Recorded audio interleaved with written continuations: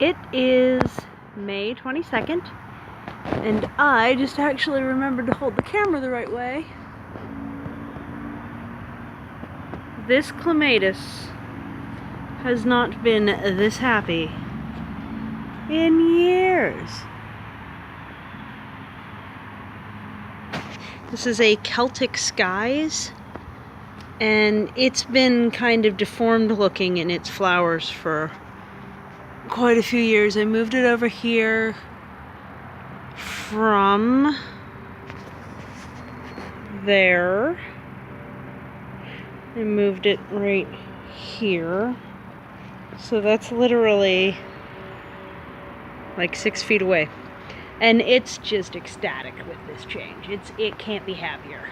Look at that. So I thought maybe it'd be a nice time to do a little walkabout to see what's going on in the garden recently. The clematis are happy. This one isn't quite as happy as that one, but it has a lot of additional blooms. It might just be a little bit later, you know? That's a bud. There's a bunch of buds. They're just not all open right now. So that's overgrown. I'm trying to just tarp all of this at this point. Every time I walk through there I get ticks, so meh. Right now I have one here so that I can access the elderberry, which is about to go into bloom, and you can see the squiggles. Those are all hops that grows out of the base of the elderberry. I didn't do that. That did itself, and it actually grows up over the archway without I didn't choose that, it just happened. It's kind of one of those magical moments. There are a couple of small trees that need rooted out of there too, so that's a bit of a concern. There are 2 varieties of elderberry. This is an aggressive one, and then there's one little stick right here of a less aggressive one that's kind of barely hanging on. So I need to give it a little bit more TLC, I guess. Anyway, the comfrey is all in bloom. We have young raspberries starting here. It's a nice evening. Sun's getting a little low in the sky. The sage is in bloom. The rue is getting close. The strawberries are anywhere from flowers to, look at that. Now these are the June bearing variety. And then over here, the ones I just planted literally 32 days ago or so are also doing great. There's just, instead of being really filled out with a bunch of plants, there's just 2 per. But they'll start to fill in because strawberries spread really fast. The tree lilies that I transplanted, the ones that didn't have their growing portion snap off during the transplant, I've already jumped up out of the ground and are doing great. I'm hopeful that the other ones that I did damage during the transplant hopefully they'll be okay anyhow, but we'll find out. Have some newly added plants. I don't really want the pea to be growing on that, but oh well. That are from my brother's new house. Yeah, so the hollyhock from last year is looking really good, starting to form its flower spike.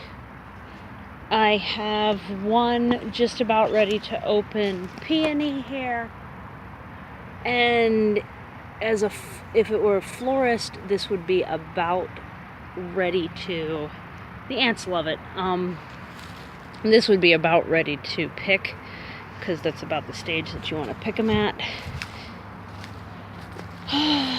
Apple will probably have 4 apples, pear will have nothing, and I'm strongly considering foregoing the espalier after all, because when I espaliered these, the hedge was only that tall.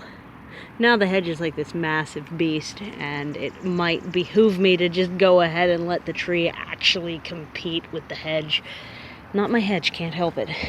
I transplanted a couple of lupines in here. There's another hollyhock that's doing real well right here. And the asparagus has been producing food like crazy. You can see it, a couple of new fronds coming up there, but also like the forest of asparagus here. I do have, oh, we have a storm rolling in. I hear the thunder. I do have a little bit of, I've been picking off and squishing asparagus beetles. So there's that. The lovage did great. It's as tall as my hip right now. We have most of the iris already in bloom. It's cute because there's like this range of sizes. These are like the hybridized modern German ones that are like 5 or 6 inches wide. And then these are more of a historic type. And they're bitty. They're like maybe 3 inches wide. But they're clearly the same variety of iris. They have the same shape and everything. So we have, this will be a different kind, and I don't know what yet. And then there's one more kind down here that, you know, who knows if it'll even bloom this year, because I just transplanted all 3 of those types. Then this is another light purple right here. And the poppies, those are doing great. The Lily of the Valley are just, they're pretty well done blooming. You can kind of see here. They're just kind of like little dried things. The fruit on the black currant, like pre-Jostaberry black currant cross, is pretty well formed. Not ripening, but pretty well formed. I would expect those in maybe 2 or 3 weeks. Oh,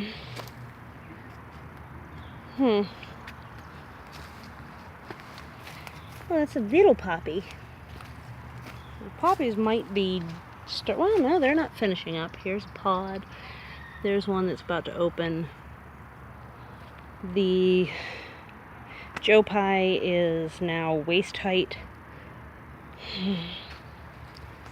This sweet cherry tree seems to be doing okay this year so far. Last year, it dropped all its leaves in a pattern that indicated verticillium wilt had affected the tree. Added a bunch of potassium source, aka ash, from my fire pit down here, and it recovered instead of dying the rest of the way, so that was nice. But oh, here's the thunder again. I'm really not sure how well it'll do. I planted a bunch of sunflowers along here. I don't see them jumping out of the ground yet. We'll see what happens there. A couple more lily trees here, back in there. The Saskatoons, or Juneberries, are just, you know, they're taking on that tinge, but they're completely unripe. So they will ripen in early June. And the cherry tree has all of these little jewels on it. If videos rather, from last year, any indicator, these will be during the first week of June, maybe next week already would be the soonest. Have some lettuce planted in here, and I see a bunch of dill popping up. I'm giving my hardy acai kiwi another chance, and I didn't move it. I think I will end up moving it, but the area where I want to move it to isn't ready, so it'll just have to have another chance right here. These are these have just been dropping their fruit instead of ripening. So I've heard that might just be because, you know, it's supposed to be polythencarpic, which means like seedless fruit. But without a pollinator, some hardy acai kiwis have a tendency to just drop the fruit instead of ripen it. So you'll get little fruits, but they'll be rock hard little marbles instead of edible. Let's see, got a bunch of mullein back here. I read that mullein's good for nightmares, so I'm gonna end up trying that. Right there, this is all up in the shade, so this needs trimmed back. This is that same stinking hedge, but in this case, it's growing like a little canopy over top. This is one of the, I don't know if it's an escaped garden variety or a native, but it's one of the random ferns. And then I just put an ostrich fern back in there. This really does need trimmed badly. And I think we've made a full loop. That's pretty well all the things.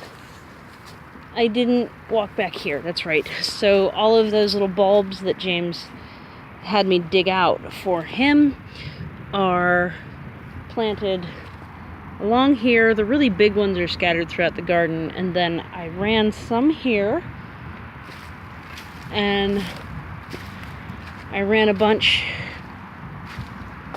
back here, so that hopefully this will just, you know, they'll all come up and everything will be good. So I'm looking forward to it. But yeah, the idea is I'm noticing that I can just walk right down to my cliff face from here, and that is a candidate for a tire-built stairwell right there. So if I could just have a path through the back of this and garden on either side, I have one of my pawpaw planted right there. Another is planned to go approximately here. The bees are planned to go here. I'm thinking that might be good. Some of these trees, I don't know, trees, small hedges, whatever the crap they are, some of them need to come out. I'm still trying to determine, like, this could be a mulberry. It's more likely a sassafras. But I think it's too young to tell me. It did have some flowers, but it doesn't have any fruit. Don't know. So, oh, the bark. From what I was looking into, the bark might be the indicator that more strongly leads toward it being a sassafras than a mulberry. If it's a mulberry, I'm definitely keeping it. If it's a but it's short. If it's a sassafras, I'm really not sure. It might have to go either way, honestly, because I don't want like a 60-foot tree growing out of my retainer wall up over my head, my shed, you know. So the retainer walls, the terracing that I put just out of sight down over the hill is looking good. Once this black tarp does its job here, I'm planning to move it so that it's over the hill and then continue terracing on up the hill. I've been getting a few T-posts every time I'm at the shop that sells them. That would be Home Depot around here. And, you know, I'm hoping that I can just have this hillside fully cultivated, because everything we just walked through isn't enough for me. Haha. So there. Yeah, so that's what we're looking at here. Whole bunch of stuff. My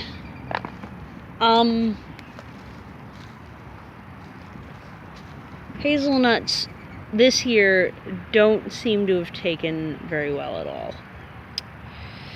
They were large and already very dried out by the time they spent a week in the mail. So I am not sure what their odds are. I think their odds are not good. And I feel like I probably, considering how dried out they were, I probably should have just left them in the bucket of water for another night. And I just was so hung up on getting everything in the ground. Usually that's the better call, but, you know, in the future, if something's that dried out, I think I might bucket soak it an extra night to see if that'll... because it's not going to cause it to go squidgy if it's that dried out. It might save it. She almost lost her child. Wow, I'm so rude. Anyway, here's the garden. Here's the view. Here's those freaking... I cannot believe how gorgeous these are this year. Like, they are reminding me why I loved this plant enough to purchase it, even though it's not edible. So, that's kind of cool. Okay, well, happy Tuesday. Bye.